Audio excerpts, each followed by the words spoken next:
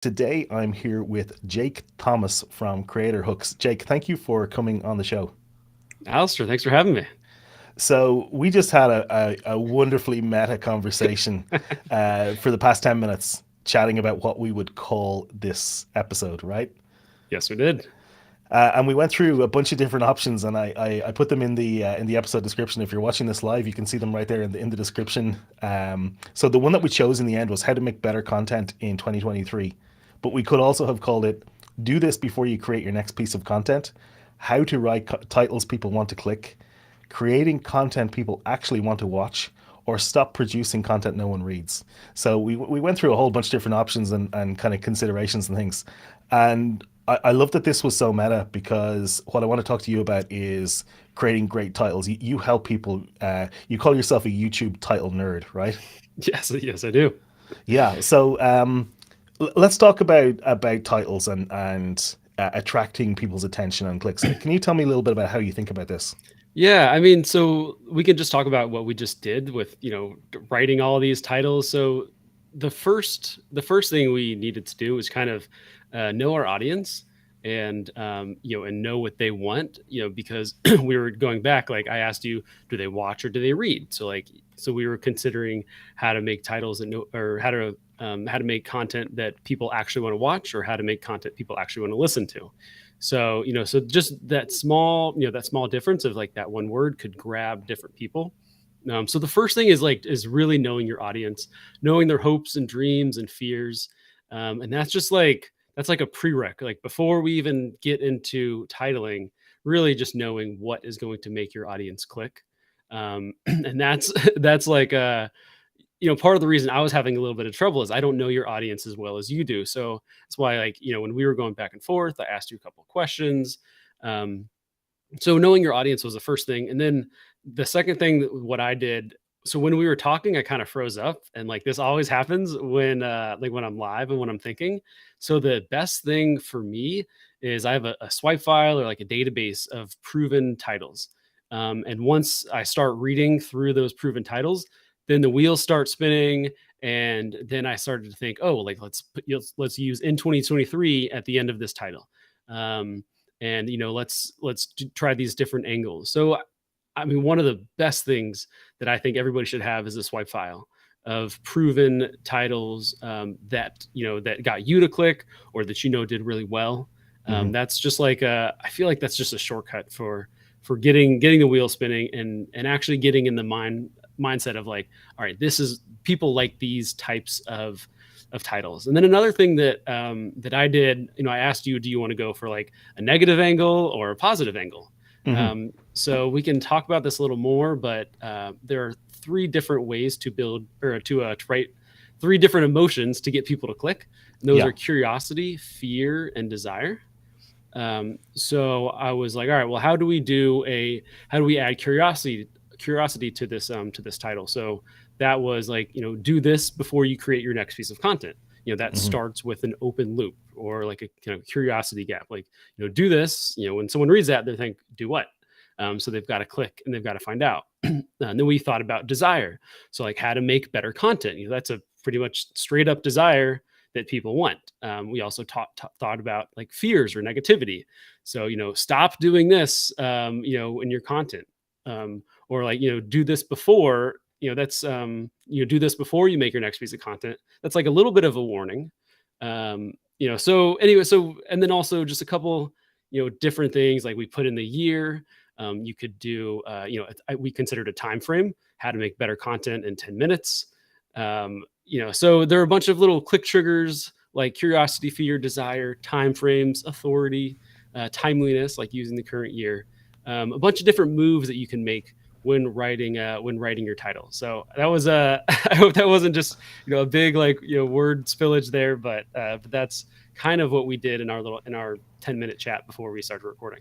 Yeah, and I love how meta that is. And yeah, so we so some of those and just to get a little bit meta, like some of the thinking behind my choice was I really like a how-to title. I like the positive rather than the negative. And I was also talking to you about how short it was because I I'm thinking about where is this going to go, in particular on podcast title art and things like that, and also, sometimes when people are looking at it in the podcast player or even the YouTube player, I guess it's going to get clipped off at the end, and you're going to see those three dots, and kind of one of the words is going to get cut halfway through if it's longer. And that was one of the reasons why I didn't want to do the in 10 minutes one, was because it was a little bit long, even though I like that idea. And so there's a lot of different things that were kind of a lot of uh, different things go into making this decision. So it was wonderfully meta, but like this stuff is really important, right? Yeah, I mean, if nobody clicks on your content, then you're gonna waste all that time that you spent. Like, if we wrote a terrible title for this, nobody's gonna click on it. So you're gonna waste an hour of your time. I'm gonna waste an hour of my time. That's gonna stink. You're also not gonna get any benefits from this. We're not gonna get any leads, sales, followers, subscribers, authority, goodwill with our audience. So a ton of negative consequences, no benefits when you write a terrible title. So, and it's a simple thing, but just I know in the YouTube world, a lot of people, they make their video, they make their thumbnail, like as they're uploading their video, they're like, all right, what should I title this? And they just kind of like slap a title on there. And that is definitely not the way to approach it. The best way is, in my opinion, and people smarter than me agree, is to come up with a title beforehand. I mean, just like what you and I did, um, and to come up with a title beforehand that is going to get people to click. And we can talk about like clickbait, and clickbait is essentially just not delivering on the promise that you made in your title. You baited them to click. But if you deliver on the promise in your title, then it's not clickbait. So in order for so it's best if you can come up with a great title beforehand, know what you want to talk about in your content, and then deliver on that promise. So that's an easy way to avoid clickbait and also get more people to click your content when you're coming from the angle that people are it's going to grab people's attention, and it's going to make them want to click right away. Hmm. Yeah, and that's something a lot of people I think are fearful of, is I don't want to look like one of those clickbait kind of guys. But that's a really good point. It's the clickbait is not about the title; it's about the delivery. And if we're actually delivering on what we promised in the title, even if it seemed like it could be clickbait, then then it's not clickbait. So yeah, no, I like that view on it, that framing of it, because I think it is really important that we actually put in the effort to make those titles that could be clickbait, um, because that's what we want. We do want people to click. We want attention on our content, because we're putting in effort and making good content, and at least that's what we should be doing. So we want eyeballs on our content. That's why we produce content. Yes, So yeah, yeah. exactly. So okay, can we dive into some of the thing? I don't know how much into the weeds you want to get on this, but I'm really interested in talking about like some of those different aspects or categories. Like when we get into the negative, into the fear-based stuff, when is it good to use that, or when should we not want to use that? Can you talk a little bit about that, about how you think about that? Yeah. So the first thing that popped into my mind was just knowing what platform that you are creating content on. So, for example, 10 mistakes people make in content marketing would never rank on the first page of Google. Google, for the most part, if people are searching for how-to stuff, they're looking for a positive angle. They want to achieve a goal. Um, but if you are like writing a Twitter thread or LinkedIn post, or you're making a YouTube video, 10 mistakes content marketers make would it probably would do well, because negativity does great at grabbing people's attention. Um, so really think about, are people searching for this? Then go for the positive angle. Is like kind of interruption marketing? Are we trying to make people like, stop in their tracks, stop the scroll? Then you could do positive or negative. But for the most part, if you're trying to rank on Google, avoid negativity in your titles and pretty much, I mean, in your content really. And then, but on discovery platforms like YouTube, browse and suggested, LinkedIn and Twitter, it's kind of all fair game. Right. Okay. Very interesting. So, so the negative fear-based stuff can be really effective at grabbing attention, stopping the scroll, particularly on social type platforms, but less for something like search engine optimization. Yes. Yeah. And I'm 90% sure that goes for like YouTube search as well. Right. Um, so, because YouTube is both a search and discovery platform. So yeah, but when you think about like, if you're at the grocery store and you're checking out and there's like a magazine, the magazine covers, a lot of them are full of negativity. Hmm. So, magazine editors know that negativity grabs your attention really well.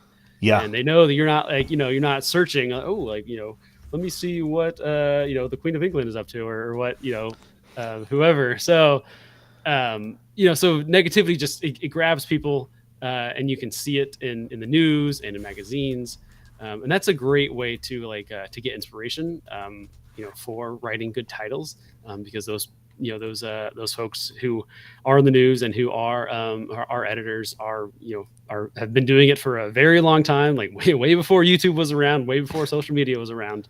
So that's an interesting way to study titles and to study what makes people click. If a little tangent here, but when you're thinking about writing your titles and thinking about what makes people click, try to think of it from like kind of the basic elements of like what actually got me to click.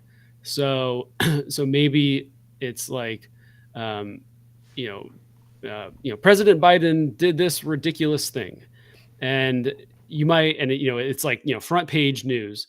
So instead of just writing it off and like, all right, that's stupid, annoying, clickbait, and I'm not trying to grab that magazine. It's like, all right, what are they using? They're using authority, right? They're using, the president of America's name. They're also using fear, right? So fear and authority. And then you could start thinking about how would I use fear and authority for my niche? If you're, talking to content marketers, it might be like, how Mr. Beast is gets people to click, right? So you're using the authority of Mr. Beast, or you could use fear. Like, how the biggest regret that Mr. Beast has with his last video. So that's fear and authority. So really just noticing what is it that made people click, that got your attention, and what are those emotions, and how can you use those for your titles. Yeah, really, really interesting. And just as you said that, I googled two magazines I know of. I think they're probably in the US as well. Men's Health magazine, very popular, long running magazine, and Cosmopolitan magazine. And I think that both of those are in probably every newsstand in the world. And what's really interesting is if you look at the covers of those, you will see repeated time after time after time the same headlines. If you look at, going back several years worth, you'll see that they just recycle the really effective headlines, the really effective titles. So Yeah.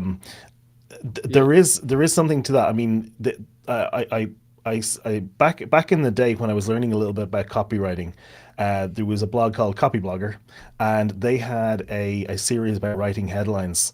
And I have used their particular, I think they were 7 word headlines typically, as a kind of a cheat sheet for myself. So I typically, if you look back through all of my podcast episodes, you'll see that a lot of them I use the how to. I particularly like how to episodes, and I also try to make the actual content in there deliver on that.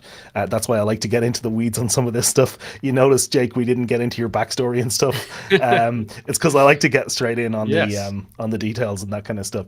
It's because I want to make this a how to. I want to make this educational content for people who are listening or watching this. So Can I yeah, go share ahead. with you something interesting? So a couple, kind of recently, I did a big project where I A/B tested 103 YouTube titles, And one of the things I tested, I think 3 times, 3 or 4 times, was how to titles versus list titles. And the list titles beat the how to titles all 3 times. So it was like, 5 tips to versus like how to, 3 tips to 10 ways. So that was interesting, and that could be, I believe that those titles were getting more traffic through browse and suggested. So kind of more interruption based versus like search, and it really, we can kind of go in the weeds and search and stuff and what titles do well in search. Um, but I would assume that how to titles do better in search, and list titles with a number do better at grabbing people's attention in browse, suggested, and other kind of interruption based marketing. Okay, well, let's get into the difference in psychology there. So, what is it? So, why do people or search engines want to rank the how-to type content better in search then?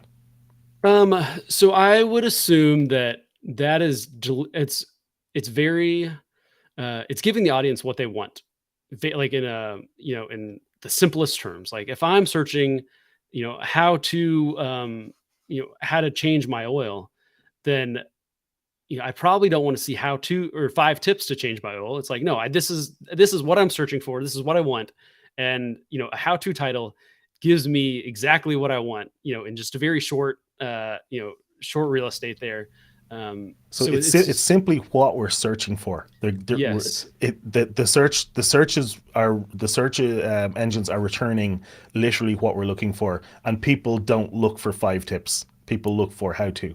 that's what I think. Or, let's say you're looking up, best laptop. You're probably going to see, 10 best laptops in 2023. In that case, someone likely isn't searching for like, well, at least I believe the algorithms are thinking that people aren't searching for just one. They want to see a couple different options. So if you're looking up products, you'll most likely see lists. So 5, and then you also, especially with technology, you'll often see the current year in them, because the audience wants to know, is this relevant right now? If you're looking up best laptops, the best laptops in 2021 are certainly not the best laptops in 2023, because technology is always changing. So, so it's really thinking, well, what does the audience want? The audience wants options, and the audience wants to know that it's relevant right now. So a list video with the current year satisfies those two desires of the audience. So they're more likely to click. And then also, when you're talking about how tos, um, let's say, I'm looking up how to start a YouTube channel. If I'm looking up how to start a YouTube channel, the results are probably going to be how to start a YouTube channel for beginners in 2023 or something like that. Because if I'm looking up how to start a YouTube channel, one, I'm a beginner. So if I see the word beginner in the title, I think, oh, good, this video was made for me. It's not too advanced. So I feel better that, that grabs my attention. And also, YouTube their interface is changing every year. So having the current year in there works well there. So, talking about beginners, really thinking about, what does the audience want, using the current year, and then, going back to like, what does the audience want? Let's say I'm looking up like how to get a 6 pack. A lot of the results you're going to see are how to get a 6 pack in 6 weeks, or, best ab workout in 10 minutes, because people want it fast. So there are certain types uh, of searches where people just, they're beginners. They want things fast. So it depends on what you're trying to rank for. But but you need to know, who your audience is, why they're searching it, so that you can deliver the best content possible on that topic, and then win that click, and then start climbing up the rankings. Okay, so we have been talking a lot about titles and getting the click, but we did title this "How to Make Better Content." So I do want to talk to you about the content itself as well, because you're kind of talking about that there. It's not just about the title. Tell me about how you think about actually producing content that's useful or that is better, and tell me what better means to you in terms of content. Yeah. So it's it's kind of the same as writing titles. So, it's kind of all the same. because you need to know your audience, know what their hopes, dreams, and fears are, so you can address those in your content. You also kind of need to know who they are if you're telling stories or making analogies or jokes. And make sure that they get it. If you're writing, how to become a knitter in your 60s, you're probably not going to use like slang that people are using on TikTok, because your audience is a 60-year-old woman, and she's not going to get those jokes, and she's going to kind of be turned off, and um, she's not going to enjoy it. So knowing who your audience is, knowing what they're uh, why they're consuming your content, right? So if they're searching for something, know why they're searching, know who they are. Are they beginners? That do they want it fast? Do they want like credibility or authority? And then also knowing like what their excuses are or what their objections are, so you can answer those in your content. And just make your audience feel like, wow, like this person knows exactly who I am. He knows, he or she knows my biggest fears, my dreams. That's gonna encourage them. It's gonna inspire them. Telling stories of how you helped people just like them, overcome their exact objections, overcome their exact fears and excuses. All that is going to help the audience just feel better, be inspired, and think that, wow, this creator is great. They know me, and I want to read all their content now. Yeah, and it's creating that kind of that connection where they feel like you can read their mind, that you know exactly what their situation is.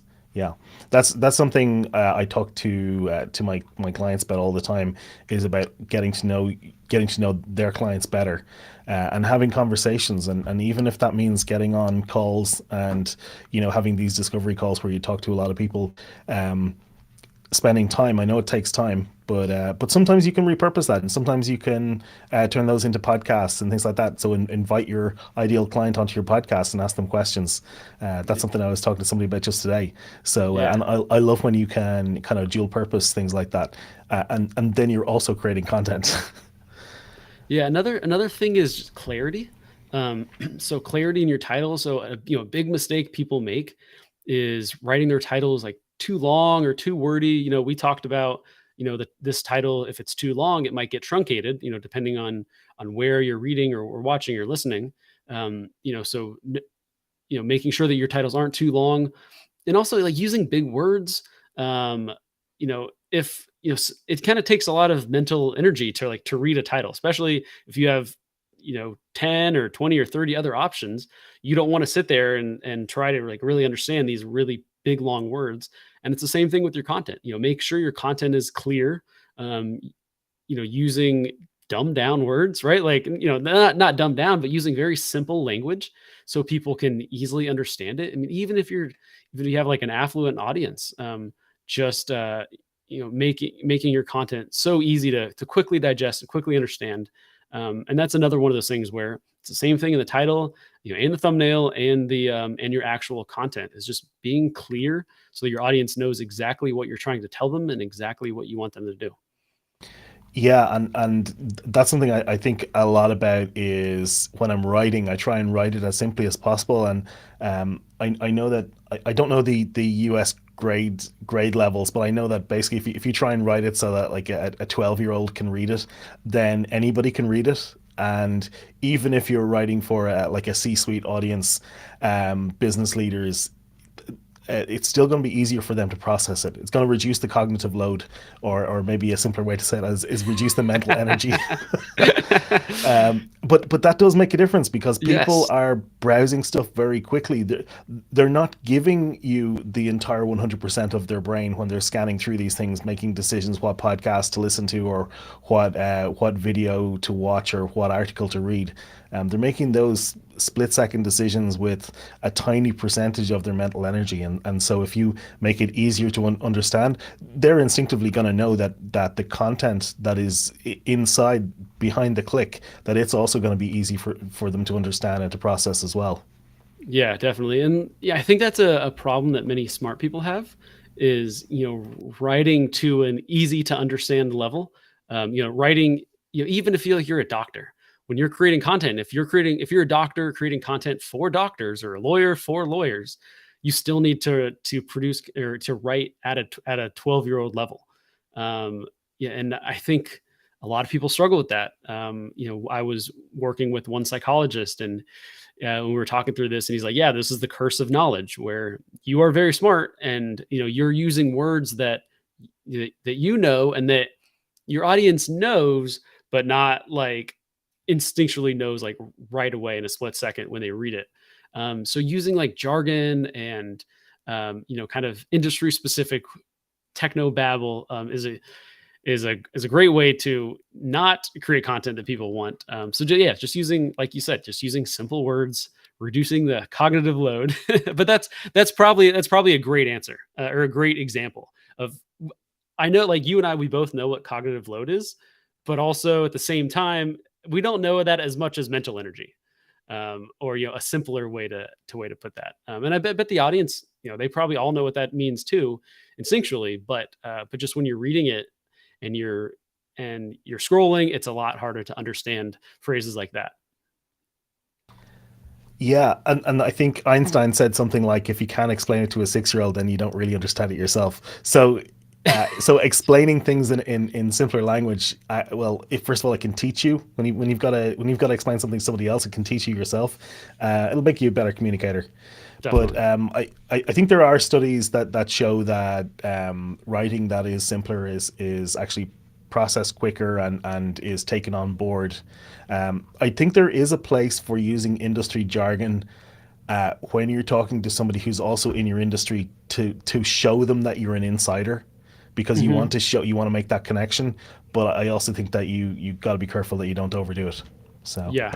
Yeah, and then also going back to, to kind of like ranking in search, um, I did an A/B test where, let me see if I can pull up the the example. So the A/B test was SIM swapping explained and how you can easily avoid it. That was the original title.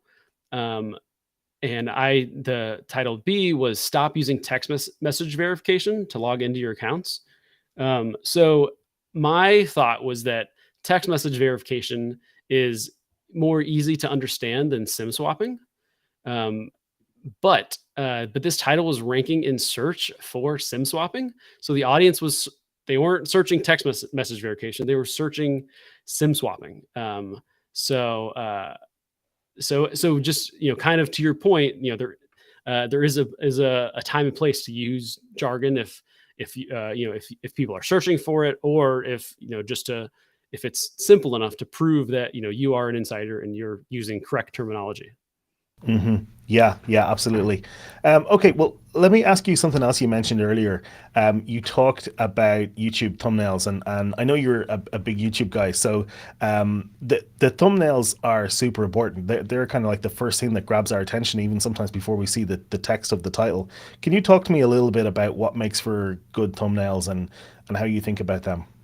Yeah, so I will preface this with I am a YouTube title nerd, not a YouTube thumbnail nerd. I'm working on my thumbnail game. Um, but Cool. it's kind of the same thing with titles, clarity.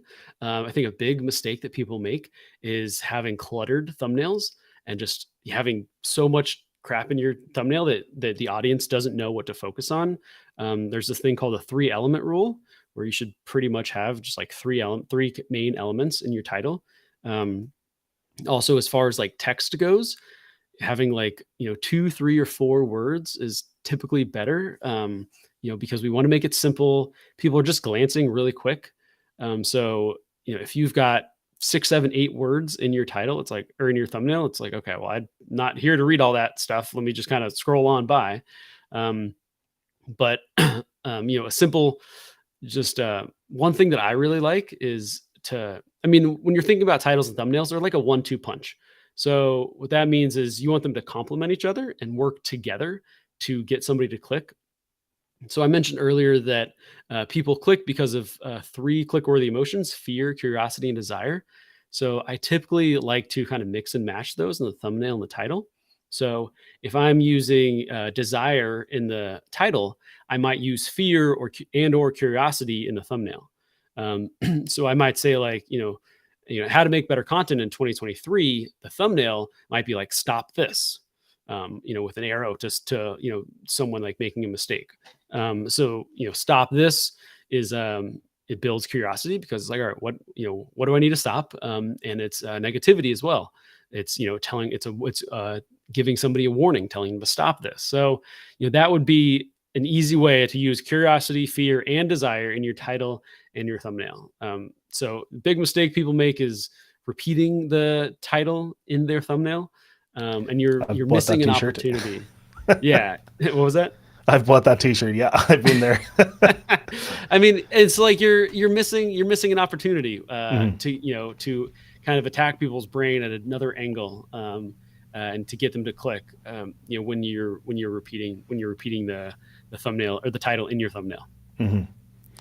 Okay, and that's another callback to the kind of the trifecta of fear, desire, and curiosity, and that's really interesting. I hadn't thought about my content or my titles in that way before. That's something I'm definitely going to take away from this, as thinking how can I actually tweak one or all of those in some way. Okay, so is there anything that I haven't asked you that you think is important about creating titles for content? Um, I mean, I brought up clarity. Something we talked about being relatively short. Um, I don't think so. I mean, I think this has been a relatively comprehensive chat. I feel like I've gone on some tangents, but I feel Love like it. it's been pretty good. I love it. I love it. Okay, well, let me ask you then about authority, because authority is something you actually mentioned here. So I always ask people what's the number one tip that they would give somebody to build authority. And I know we spoke briefly about this beforehand. So authority, there's a lot that goes into authority. So let's kind of take it from the top here. So there are two ways to. Do you want to talk about using authority in your titles or building authority as a I would actually like to do both, because I know that you're gonna have some good insights on this one. Cool. All right. So I'll talk about using authority in your title first. So there are two ways to do it. You can use somebody's position, or you can use a person. So position or person. So the easiest way to like thinking about using a person is like think Elon Musk, Warren Buffett, Jeff Bezos, Oprah, Beyonce, like people that you would recognize their name. You can use their face in a thumbnail. You can use their name in your title, but you're kind of leveraging or borrowing someone's authority. You're borrowing their notoriety or their name and face recognition. So you're going to get more attention on your content if just by name, pretty much your name dropping somebody else. Uh, you would probably, like let's say you were talking about like Asana. You wouldn't say, I don't know who their CEO is, but like you wouldn't say whatever that person's name. You'd probably say, Asana CEO, or like productivity tips from Asana's CEO, or work organizational tips from Asana CEO, because you don't know that person's name. So in that case, you would use their position. So that's how to use authority and titles. And then as far as like building authority, um, I wouldn't say I'm the most authoritative person to talk about that. But what I'm trying to do is I'm trying to to back up my thoughts and my stories with real data.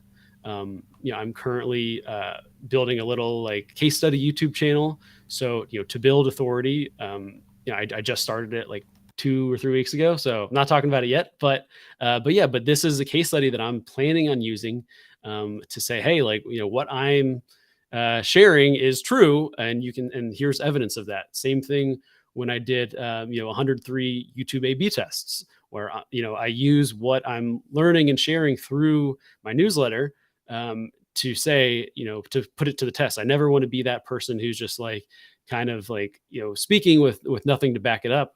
I want to have kind of real numbers behind that. So that's how I'm trying to build authority.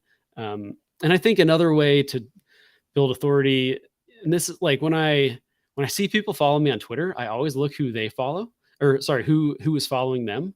And that's just like a real quick way to be like, oh, this person's legit. Like, all these people, these really smart people that I respect, follow them. So I think your network is, I think your network is another way to kind of show authority. Hmm. Yeah, and by the way, speaking of your authority, the reason why I wanted you to come on the show and talk to me about titles is because you posted about those A/B tests, and I saw that post on LinkedIn. So, Perfect. so there It's you go. working. So it is working. Good. Yeah. I uh, mean, how do you know that, that what I'm saying is true? I'm not, a Mr. Beast type guy. I don't have, I've worked with a couple of people, but, fortunately I can't like really share their name because they asked me to keep quiet. So like, how do I build this authority as a behind the scenes guy? So those are two projects that I'm working on, and I'm glad it worked here. Absolutely, absolutely. We have some comments on LinkedIn. Love your show, Alistair. Thank you. This it's just showing up as a LinkedIn user. Sorry, so I don't know your name. Uh, Thanks to the platform, but yeah, there you go. I didn't just make that up. I heard uh, it. I heard it on. I was listening to one of your podcasts earlier today, and you were talking about LinkedIn user. I was like, oh, that's kind of weird. And then yeah, here I am. I was like, oh, I see it. It is there you LinkedIn go. Yeah, user. it's just the way Restream works. But and Crystal, because I logged in to check LinkedIn, and Crystal says my partner writes case studies, Jake. Brittany Hertzberg. So there you go. I'll check her out. Cool. Well, thank you so much. This has been really great to talk to you about this stuff, and I think it's something that I think about all the time as I create more and more content. Is what do I call this? And it's something that it's it's a big deal. Crystal Waddle is okay. There you go. Thank you. That's who it is. So thanks, Crystal. Um, yeah. So I know that I know I told you some questions that I always ask at the end of the show. So I want to ask you if there's a business mistake or failure that you have experienced yourself that you can tell us about. Because I love to talk to people about failures. I find it really interesting, and I think it's educational for everybody. Yeah. I'm currently making a couple mistakes. Actually, the biggest mistake I did was not focusing.